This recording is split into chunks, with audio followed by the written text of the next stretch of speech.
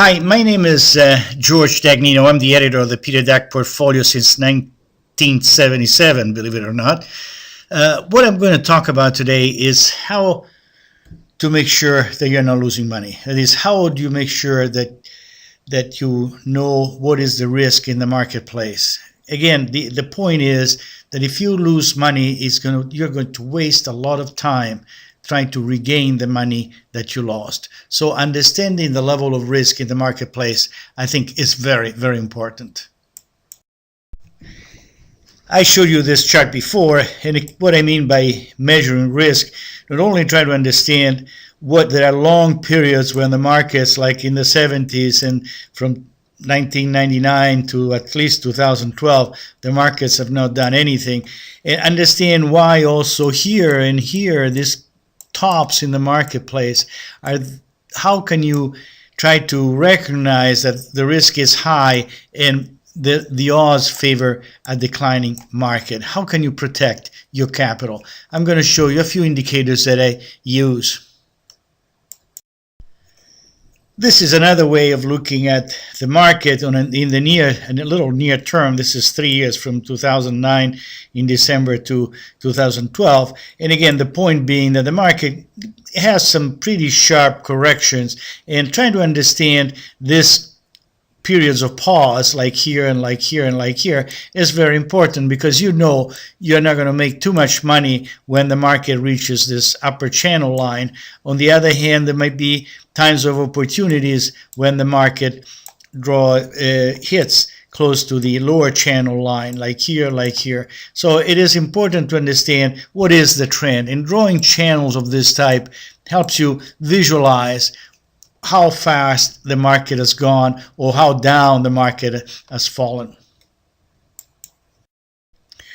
A classic indicator before the Fed started really suppressing interest rates to zero was short-term interest rates. This is the stock market, the S&P 500, and this is short-term interest rates, or the 13-week Treasury bills.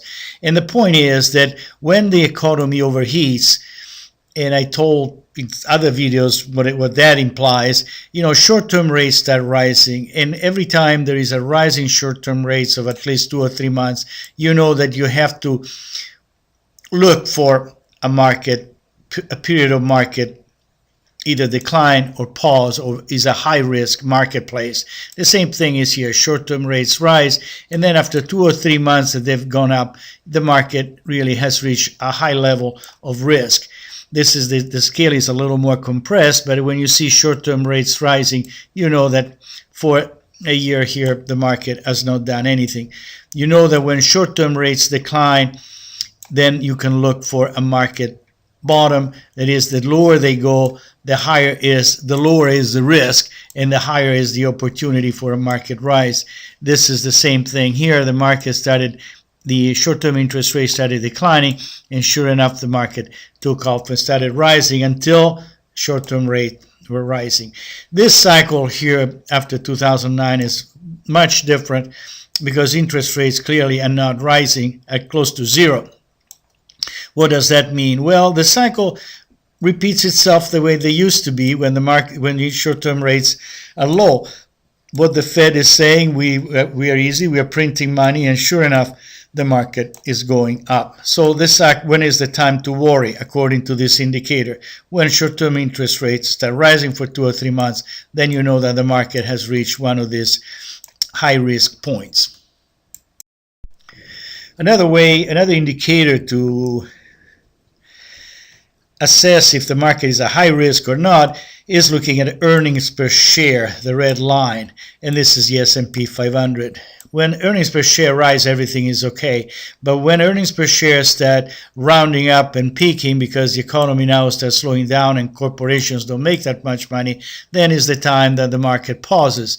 This is the same thing, and in 2012, it looks like earnings per shares have peaked. So the question remains, is the market at a high risk? Again, in this video, I'm not answering this question absolutely. I'm just pointing out what this indicator says at this particular point in time. Here is the same thing here.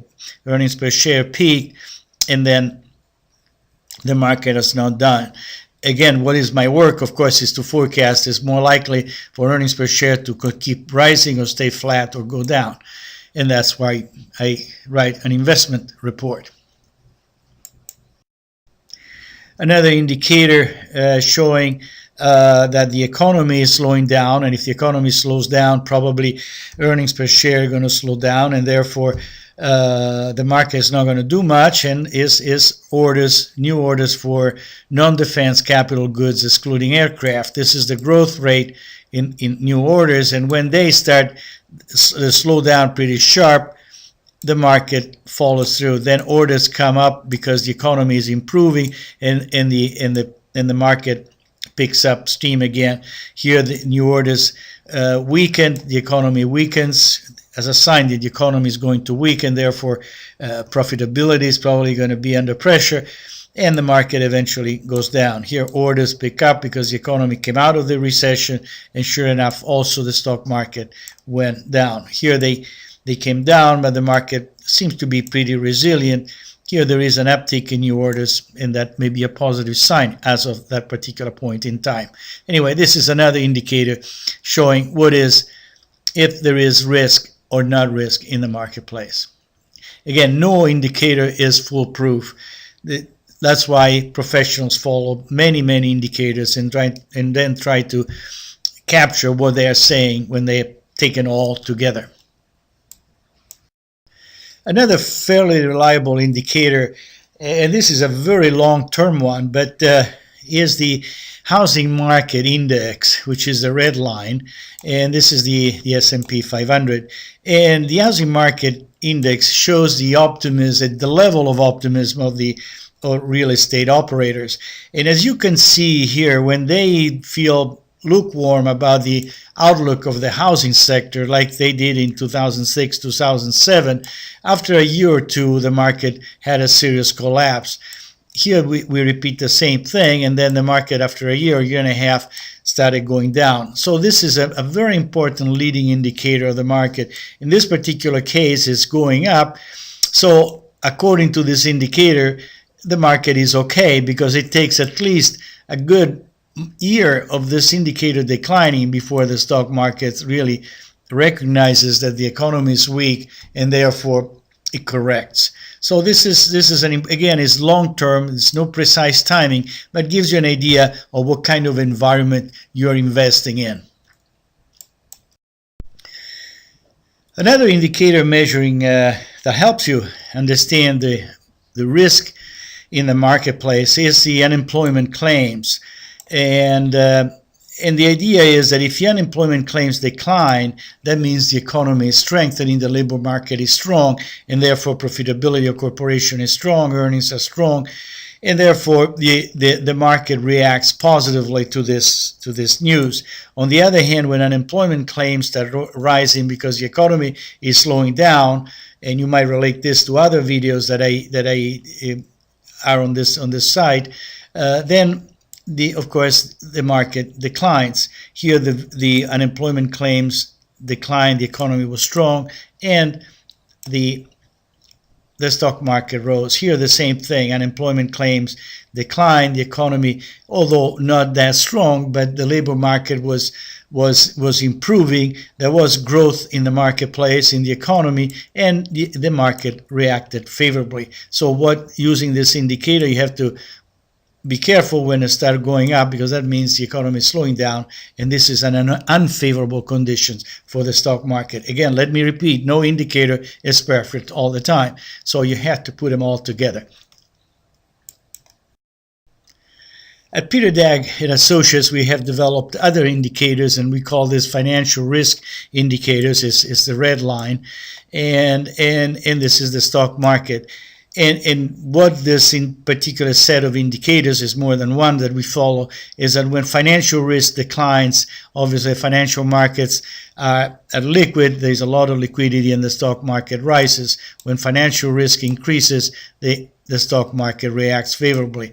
As of November 2012, financial risk was declining quite sharply, and the market responded by going up. So if this indicator keeps on going down, obviously this is good news for the stock market. But if on the other hand stops going down and start rising, then this is bad news for the stock market, as in 2012.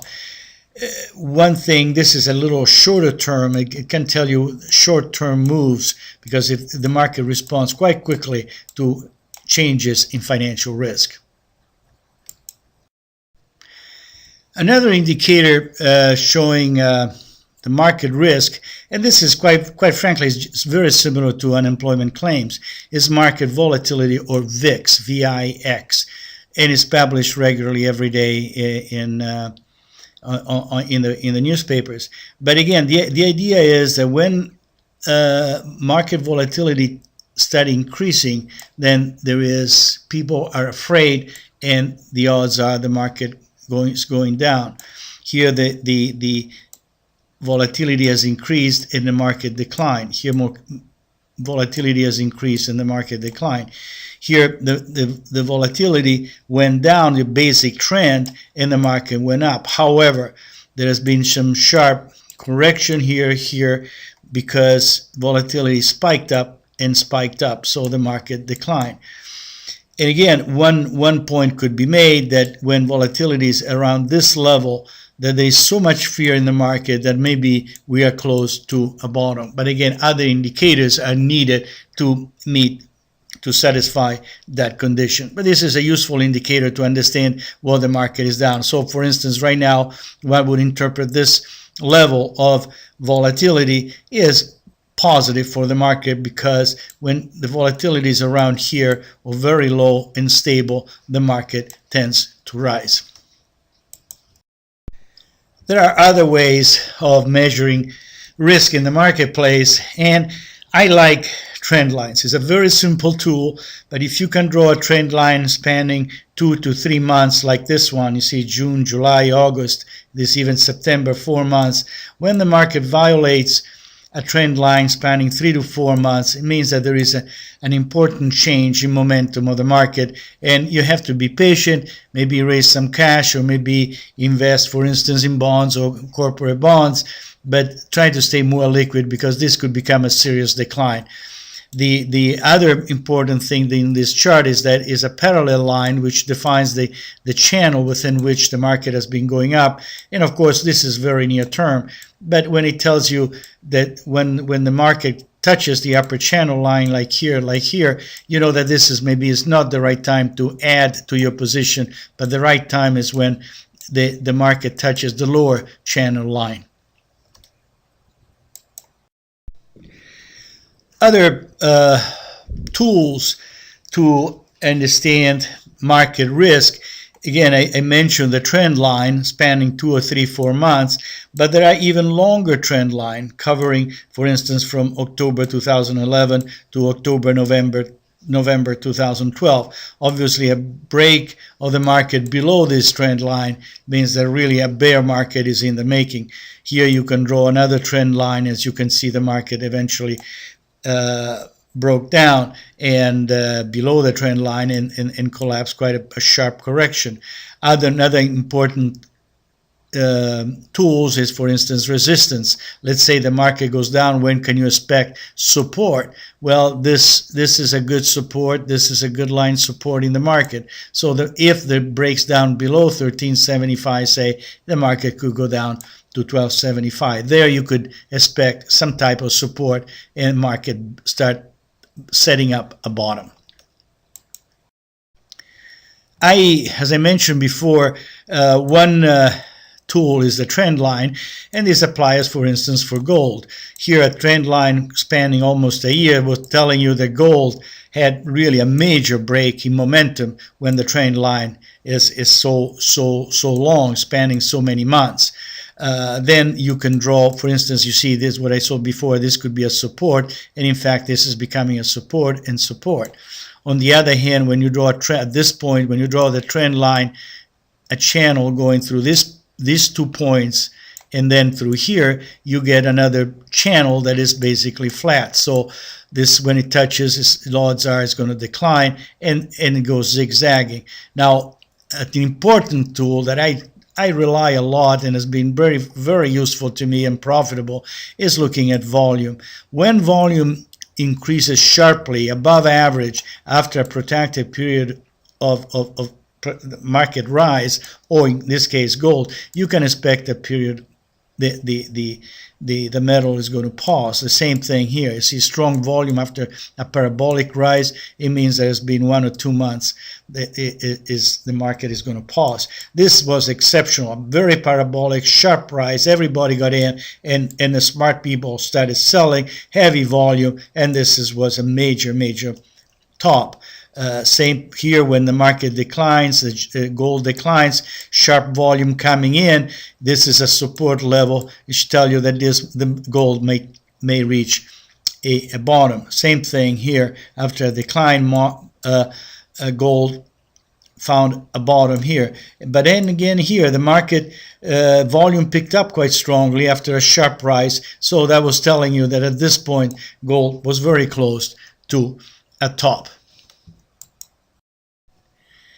Well, thank you for following this video. Again, no indicator gives you the final answer, but you have to look at many of them, trying to get a feeling how many of them will tell you to be careful, how many of them tell you to be aggressive. So based on that view, that scenarios, then you start investing cautiously, getting into the market. But again, if you see the risk is rising because these indicators, as some of these indicators that I showed you, start going and telling you that risk is rising, then it is the time to be flexible, raise maybe some cash, or go into asset classes more conservative. Like usually when the stock market is weak, usually corporate bonds are the way to hide for capital gains.